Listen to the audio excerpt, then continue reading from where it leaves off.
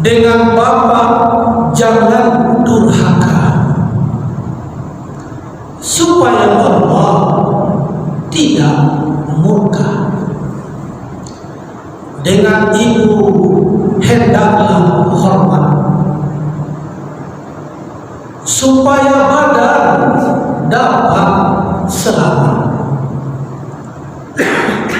Dengan anak janganlah lalai, supaya boleh naik ke tengah balai. Dengan istri dan gunting janganlah alba, supaya kemaluan jangan menerpa. Dengan kawan hendaklah adil, supaya tangannya menjadi kafir. Assalamualaikum warahmatullahi wabarakatuh. Apa kabar Bapak Ibu, sehat semua? Alhamdulillah. Hamdan wa syukurillah, salatan wa salam ala nabiyyina Muhammad sallallahu alaihi wasallam. Bismillahirrahmanirrahim. Muhammadur Rasulullah sallallahu alaihi wasallam alladzi la nabiyya ba'dah. Rabbi shrah li sadri wa yassir li amri wa hlul 'uqdatam min lisani yafqahu qawli. Bersyukur kepada Allah dan mengucapkan alhamdulillahirabbil alamin. Wassalatu kepada baginda Rasulullah dengan ucapan Allahumma shalli ala sayyidina Muhammad wa ala ali sayyidina Muhammad.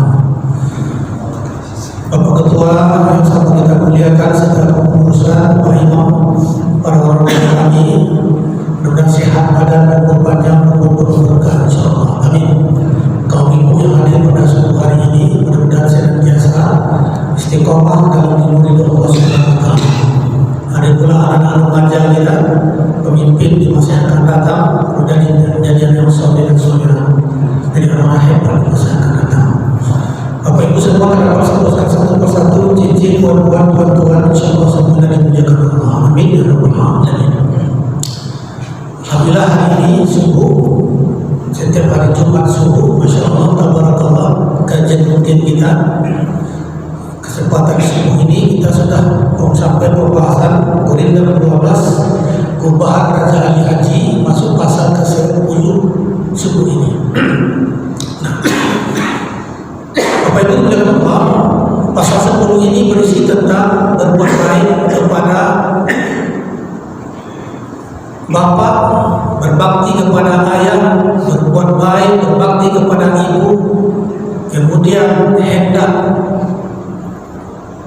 melatih atau jangan lalai kepada anak, kemudian kepada istri jangan lalai, kemudian kepada kawan janganlah sampai tidak adil.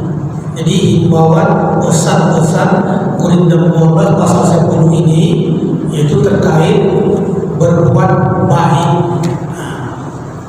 Bagaimana bunyi Korintus 12 pasal 10? Dengan bapak jangan durhaka, supaya Allah tidak murka. Dengan ibu hendaklah hormat, supaya badan dapat selamat. Dengan anak janganlah lalai, supaya boleh naik ke tengah balai.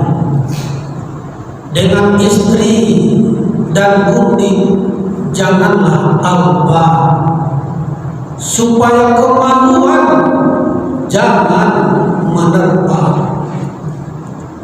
Dengan kawan hendaklah adil, supaya tangannya menjadi kafir. Ini ada bahasa-bahasa yang mungkin tidak lazim kita dengar sehari-hari. Ada istilah kundi, nanti boleh ditengok di Google, boleh tengok di kampus, di apa di kundi. Gundi itu artinya yaitu kalau istri ada yang sah dan tidak sah. Istri ada istri kedua, ada istri ketiga. Kalau dulu kan ada istrinya dua, ada istri ketiga. Maka dengan istri janganlah apa, jangan lalai. Dengan istri dan gundi jangan lalai. Dengan istri jangan lalai, dengan istri 1, 2, 3 jangan lalai, supaya kemaluan jangan menerpa. Yang terakhir tadi adalah kapil, dengan kawan hendaklah adil supaya tangannya jadi kapil. Kalau kita adil kepada kawan supaya kita menjadi orang yang kapil, bukan kapir. Hati-hati. Itu satu kapil apa? Tak masuk kapil. Kapil itu artinya biar dia jadi orang yang amanah. Ini ada istilah-istilah atau kata-kata yang memang yang lazim kita dengar, tetapi itu saja murid dan 12 baik-baiknya adalah terdiri pada berpasang-pasangan sebab hukum akibat. Maka ada istilah-istilah lama, karena ini ada puisi-puisi lama yang bersumberkan kepada Al-Quran dan hadis. Kita akan lihat satu-satu. Dengan bapak jangan durhaka supaya Allah tidak murka. Bapak ayah kita begitu besar jasanya kepada kita. Berkat ayah kita lah kita hari ini bisa menjadi orang, kita bisa menjadi siapa-siapa. Betul. Andai kata ada ayah, tak mungkin kita lahir ke bumi ini. Sungguh besar jasa beliau.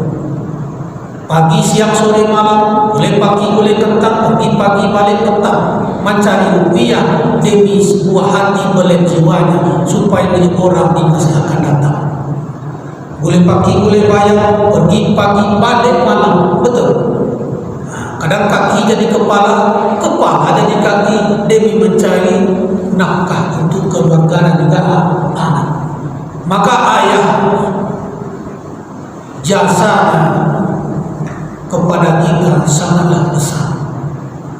Maka kepada ayah jangan durhaka supaya Allah tidak murka. Orang kalau durhaka kepada ayah, dia melawan, dia membentak kepada ayah, maka Allah murka. Kenapa? Ridho Allah, ridho walidain. Ridho Allah tergantung kepada ridhonya kedua orang tua. Maka setiap kita pasti menjadi anak, dan kadang-kadang setiap kita pasti menjadi orang tua. Betul Pak ini? Betul. Oleh karena itu anak-anak kita supaya mereka nanti di masa akan datang masa durhaka kepada kita, maka tentunya kita arahkan kepada pendidikan agama. SD 6 tahun, ada yang MI, madrasah ibtidaiyah, ada yang dimin, betul. Ada sekolah SD Islam, ada SD IT. Supaya apa? Supaya agamanya baik kita dari waktu kecil. Makanya ada lagu belajar di waktu kecil bagai mengukir di atas batu. Belajar di waktu kecil bagai mengukir di atas batu. Belajar sesudah dewasa laksana mengukir di atas air. Dan kecil dia belajar seperti menulis di atas batu, ada bekas, takkan hilang. Tapi kalau sudah besar, sudah menjadi belajar, dari kecil tak belajar, seperti menulis bagaikan di atas air. Kita menulis di atas air, begitu ditulis huruf A, langsung dia bertahu, tak berbekas. Betul. Maka anak-anak kita hadir pada subuh hari ini.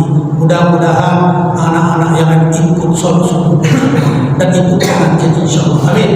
Karena Quran 12 ini isinya termasuk terkait banyak berbuat baik.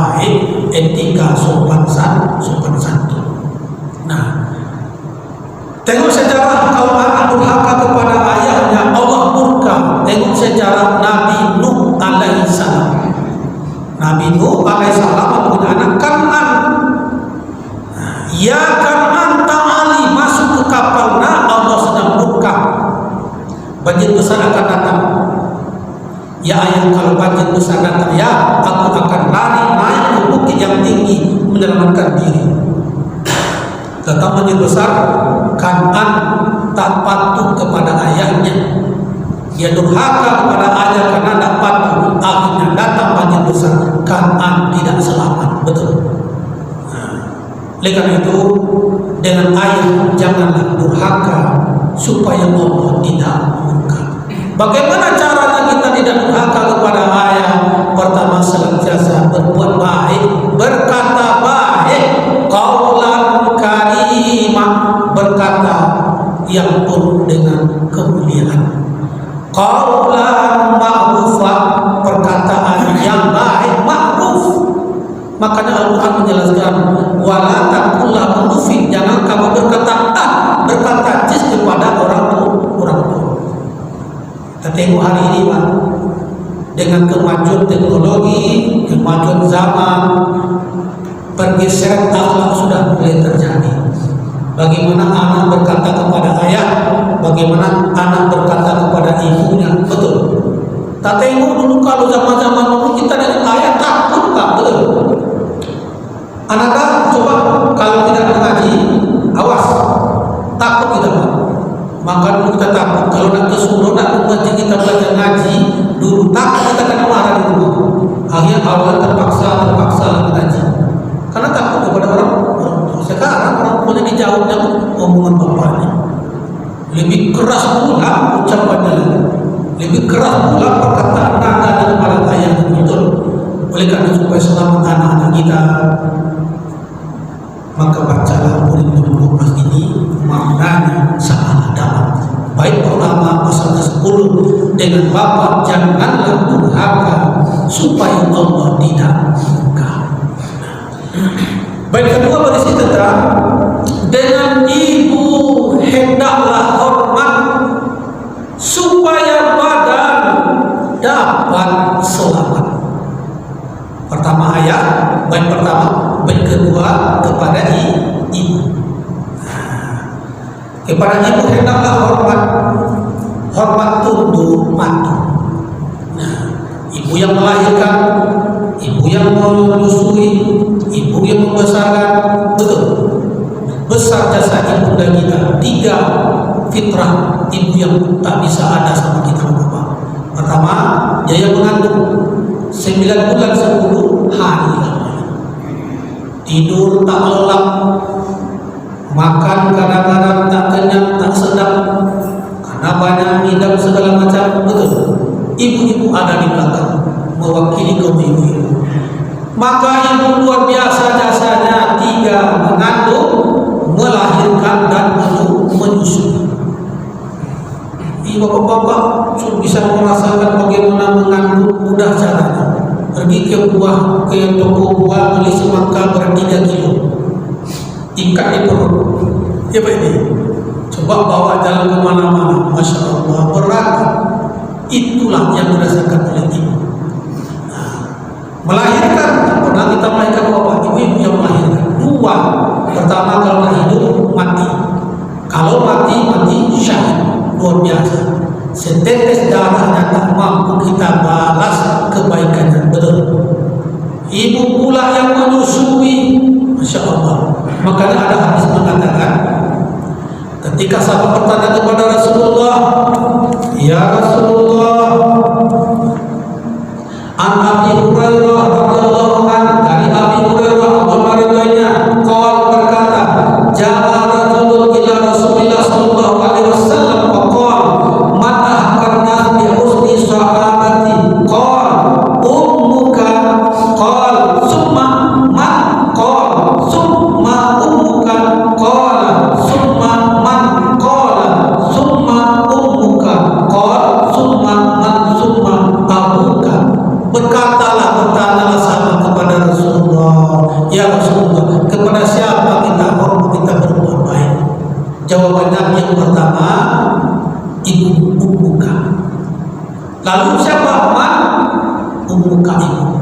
Lalu siapa? Yang ketiga, ummuka, ibu. Lalu siapa? Summa abuka, bapak. 3 kali ibu diucapkan, 1 kali bapak. 3 berbanding 1. Masya Allah. 3 ibu-ibu, 1 bapak-bapak. Setuju Pak ini? Setuju pula. Marah ibu. 3 ibu, 1 bapak. Ibu-ibu marah nanti. Bercanda. Maka 3 kali ibu dihormati, 1 kali. Itulah tingginya derajat dan mulia seorang ibu, karena jasa dan biasa. Maka kalau ada anak dia tidak hormat, dia tidak berbagi, nah inilah anak-anak yang memang tak baik. Maka Al-Quran dalam pasal kedua, pasal 10 ayat kedua, dengan ibu hendaklah hormat supaya badan dapat selamat. Ucapannya diikuti, perintahnya kita ikuti, yang baik-baik insyaallah ikuti. Nah, itu yang dilakukan oleh seorang yang hidup di daerah Yaman. Dia bukan sahabat Nabi, dia tinggal di Yaman. Dia berbakti kepada ibunya, yaitu bernama ibu Uwais Al-Qarni. Ini kalau kita sampaikan dan cerita Uwais Al-Qarni luar biasa. Uwais Al-Qarni seorang anak yatim, miskin, tetapi dia berbakti kepada ibunya. Segi berbaktinya kepada ibunya, apa cakap ibu diikuti dia. Ya Uwais Al-Qarni, ya, kamu rawat ibu. Ibu ingin pergi haji ke Mekah. Dari Yaman ke Mekah itu perjalanan berbulan-bulan dengan unta, karena jaraknya jauh. Karena dia berbakti kepada ibunya, doa Uwais Al-Qarni dikabulkan Allah. Makanya Nabi ketika berjumpa dengan Umar, ya, dengan Ali, nanti ketika engkau ke Madinah berjumpa dengan anak muda, ada hitam di keningnya, minta doa kepada dia. Apa kelebihan Uwais Al-Qarni? Apakah Nabi tidak dikabulkan doanya? Kenapa Nabi menyuruh minta doakan Uwais Al-Qarni? Karena Uwais Al-Qarni anak yang berbakti pada ibunya. Mana contohnya? Uwais Al-Qarni ketika itu hendak berjumpa dengan Rasulullah, dari Yaman ke Mekah, berjalan berjumpa dengan Nabi. Ketika di rumah Nabi, Nabi tak ada di rumah itu. Pesan ibunya apa? Cepat pulang. Bayangkan jalan kaki jumpa Rasul, tak berjumpa. Karena itu pesan ibunya, balik dia lagi, tak jumpa dengan Nabi. Lalu ibunya itu ingin pergi haji. Bagaimana caranya? Allah Ta'ala, badan hanya biasa-biasa saja, kendaraan ada, hidup miskin. Dibelinya 1 ekor anak keledai. Itulah yang digendongnya bolak-balik, naik turun dari bukit ke lembah, dari bukit ke lembah, berbulan-bulan namanya. Gila Uwais Al-Qarni. Masa ia gendong lembu ke bukit, tak ada kerjaan yang lain. Akhirnya sampai besar, domba tersebut, lembu tersebut, otot-otot semakin kuat. Sampai masanya, ketika itulah dia menggendong ibunya dari Yaman menuju ke Mekah untuk menunaikan ibadah haji. Luar biasa, Pak. Itu sebuah kesalahan. Maka doanya dikabulkan Allah karena berbakti kepada ibunya. Oleh karena itu, bait kedua ini berikan pesan kepada kita, dengan ibu hendaklah hormat supaya badan dapat selamat. Yang masih hidup ayah dan ibu, alhamdulillah, cium tangannya, perutnya yang rapuh, masih bersyukur kita masih ada orang tua. Tapi yang tidak ada orang tua, Pak Ustaz, apa yang dapat kita lakukan? Pertama, jangan lupa selalu doakan dia. Rabbi firli wa liwalidayya warhamhuma kama rabbayani shaghira. Ya Allah, dosa-dosaku ya Allah, dosa kedua orang tuaku ya Allah, kasihanilah mereka sebagaimana mereka kasih waktu kecil. Pertama, doakan terus setelah sholat wajib dan juga setelah sholat sunnah. Doa kepada anak yang soleh, tidak ada hijab, tidak ada pembatas sampai kepada kedua orang tua. Iza mata insan, apabila mati manusia, al-qata al-putus wa amal illa min salasa, 3 tidak akan putus. Di antaranya yaitu walidun sholih yad'ulah, anak yang sholih mendoakan kedua orang tuanya. Maka jangan lupa doakan orang tua. Yang kedua, sedekah atas nama almarhum almarhumah, berkorban alhamdulillah baik. Yang keempat adalah yaitu menyambung silaturahmi dengan kawan handai tolannya. Kawan-kawannya dulu kita ingat, kita tengok mana kawan-kawan beliau, sambung silaturahmi. Itu yang dapat kita perbuat dalam rangka untuk supaya jangan durhaka kepada kedua orang tua, kepada ibu dan almarhumah. Maka senantiasa doakan, sedekah, berbuat baik, sambung silaturahmi kepada kawan-kawannya dahulu. Baik, ketiga, dengan anak janganlah lalai supaya boleh naik ke tengah balai anak yang kita lahirkan, yang kita didik. Harapan kita supaya dia menjadi pemimpin di masa akan datang. Maka dengan anak jangan lalai. Apa maksudnya Pak Ustaz? Dengan anak jangan sampai tidak diperhatikan pendidikannya, jangan sampai tidak perhatikan agamanya, jangan sampai tidak ditanya sholatnya, jangan sampai ditanya siapa dia berkawan, karena berkawan berteman itu sangat mempengaruhinya. Ada orang lalai kepada anaknya. Jam berapa balik? Jam 12 malam, terserah aja. Itu tidak peduli kepada anak. Dengan siapa dia berkawan, bagaimana dia belajar, bagaimana prestasinya. Jangan lalai kepada anak. Supaya apa? Supaya boleh naik ke tengah balai, supaya dia naik menjadi orang pemimpin nanti. Supaya naik ke tengah balai itu menjadi pemimpin nanti. Oleh karena itu, anak kita mesti kita perhatikan pendidikannya, betul. Mesti kita perhatikan sholatnya, kita perhatikan berkawan dengan siapa dia. Maka mesti kita kepada anak jangan lalai. Kalau lalai kepada anak, nanti suatu saat satu masa tentulah harapan itu, harapan dan cita-cita tidak terwujud. Maka anak kita, kebanggaan kita, mesti kita disiplin, kita peduli, kita perhatikan mereka supaya menjadi orang hebat di masa yang akan datang. Baik, berikutnya yaitu dengan istri dan kundi. Janganlah apa supaya kemaluan jangan menerpa.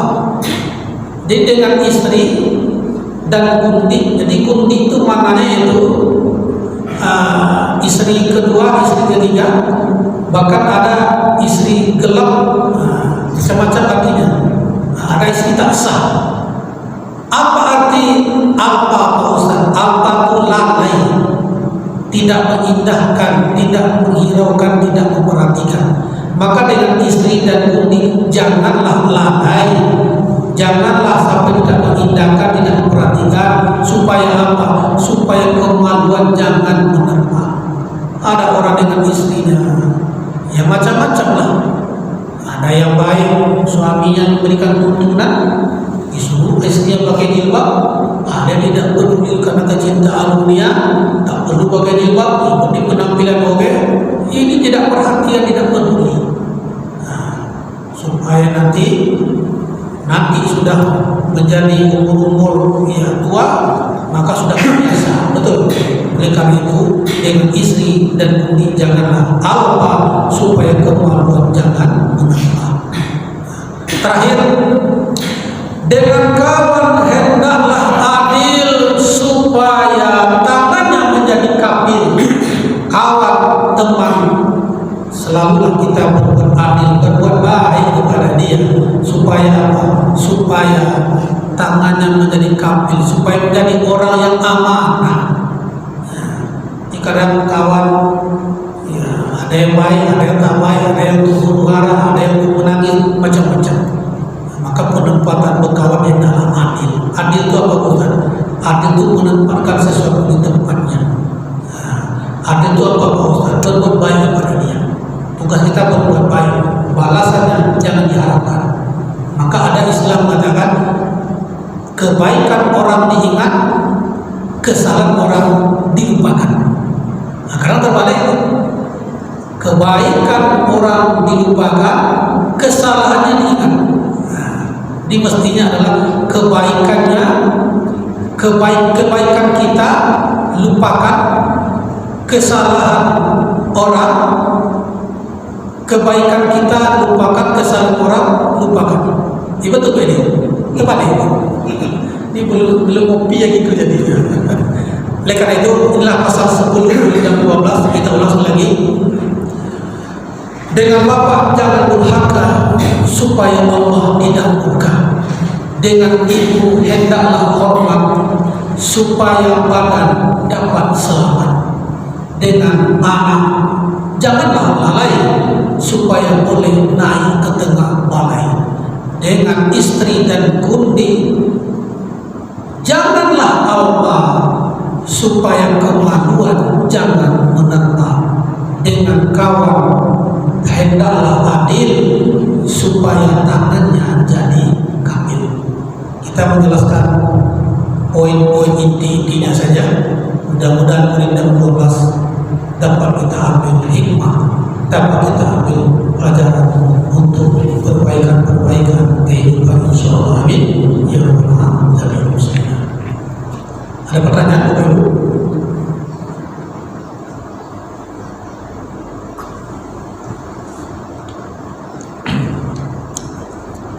Ini masih dicatat soal 5 ini.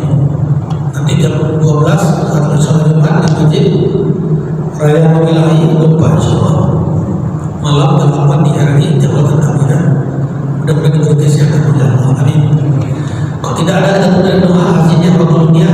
Mudah-mudahan kita menjadi orang berbakti pada kedua orang tua, kepada anak jangan sampai lalai, kepada istri tetap kita perhatikan, kemudian kepada kawan enak kita berbuat adil.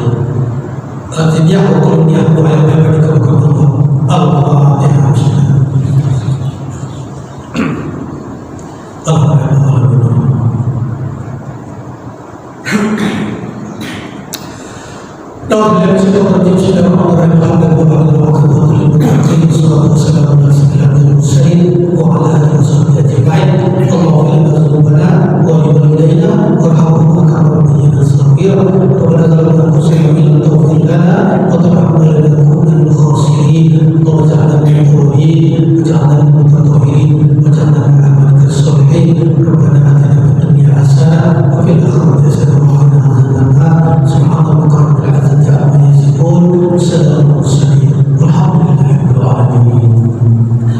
Sallallahu